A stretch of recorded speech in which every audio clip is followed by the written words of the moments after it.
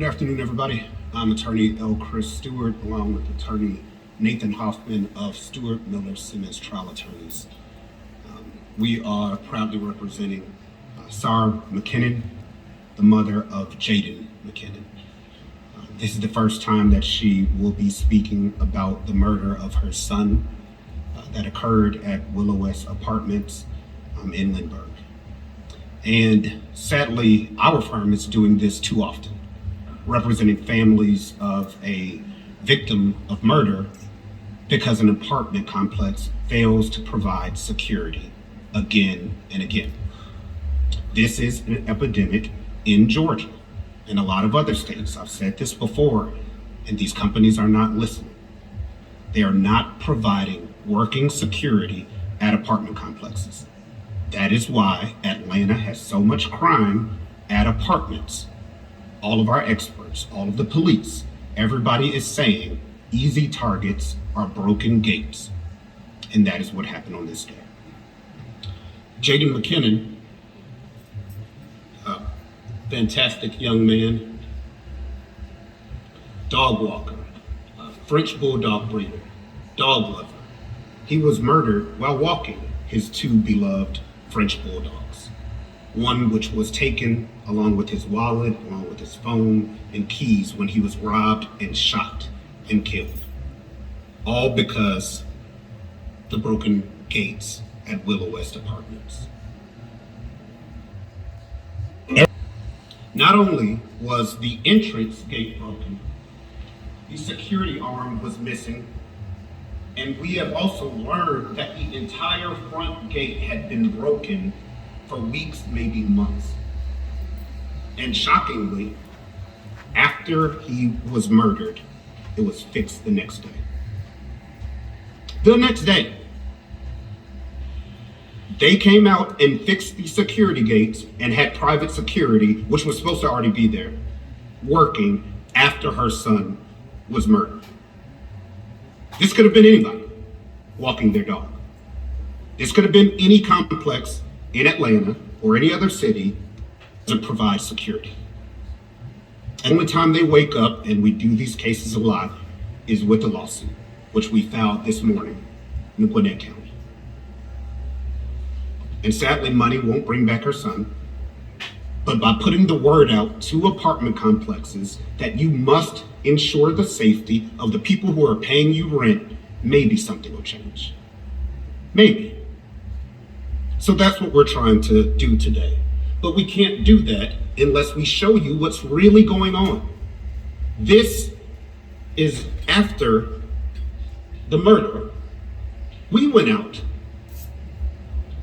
and walked right through the gate.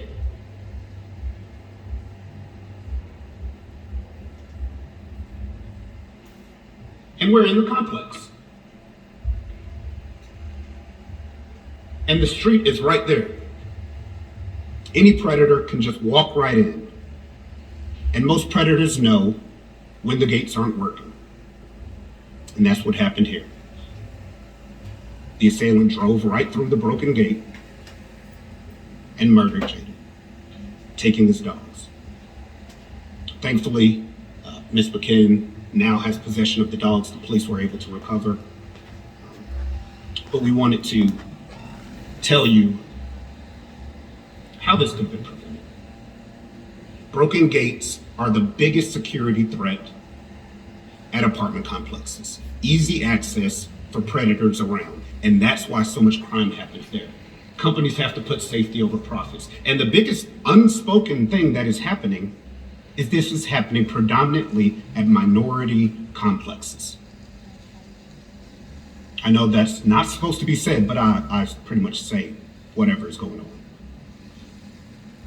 Minority complexes get ignored because companies care less, plain and simple. This isn't happening in well-off areas around our city. There's security there. The gates work.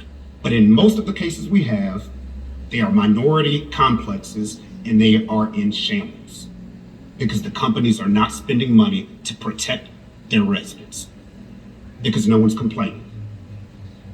That's what we're here for. And it's going to stop.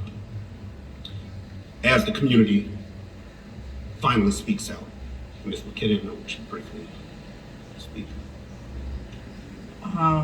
So right before I moved into Willow West, I was reassured by one of the leasing people that the gates will stay broke and that we will have security if the gate are not broke. And from May all the way up until August, the gate stayed broke, and I can count security on my one hand.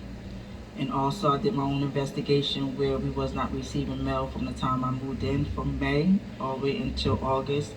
We're gonna find out that the cameras, they refused to fix the cameras and that the mailbox was being broken into. So the post office refused to deliver mail until Willow West did they part, and they refused. So we was not receiving mail for the 3 to 4 months that I was living there. So I would have to go to the post office or send my mail to someone else to pick up my mail.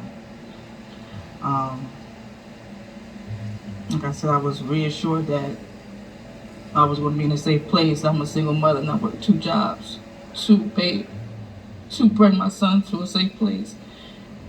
And unfortunately, they failed him, they failed me, and my son was killed at the age of 22. He was never going to be able to see or do what he wanted to do with rap career, trucking company. He had so many dreams that he wanted to do, breed our dogs, and now he won't be able to do it because they failed us in keeping us safe in our own complex. So that's all I have to say. Brief question.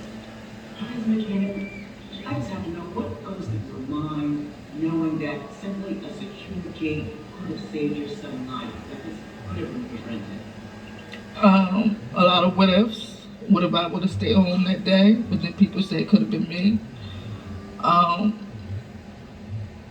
Maybe if I didn't move him down here, because we did move from Jersey, so I have I blame myself for a lot of this.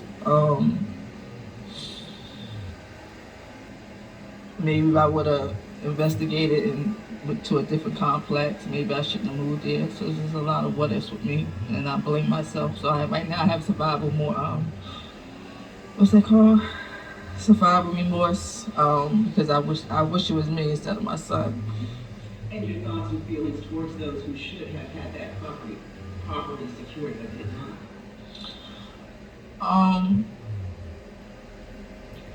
I blame them a lot because they, first of the month or 3 days before rent due, they send us a text message that, rent is due. They so wanting their money, but yet they're not doing their part in keeping us safe. So right now, I feel like they just money hungry, and they didn't really care about their tenants. Did they make any effort to contact you after your son was murdered? Well, they saw me outside, and that's when someone came over there and said sorry. But other than that, no, not really. Then I had to go over there to tell them I wanted to break my lease. And so, no, not really. No one from the higher up ever contacted me to say that they were sorry for my son loss.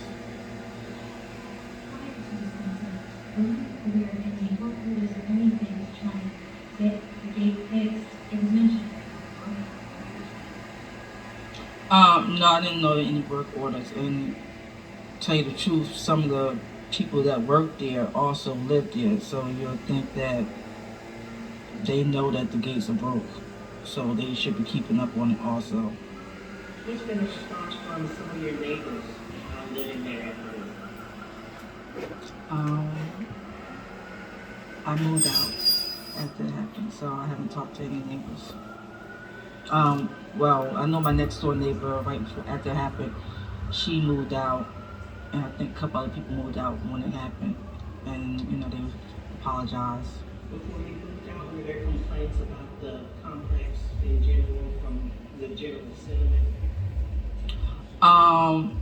No, because I basically stayed to myself, so I just went to work and came home, so I didn't really talk to a lot of people there.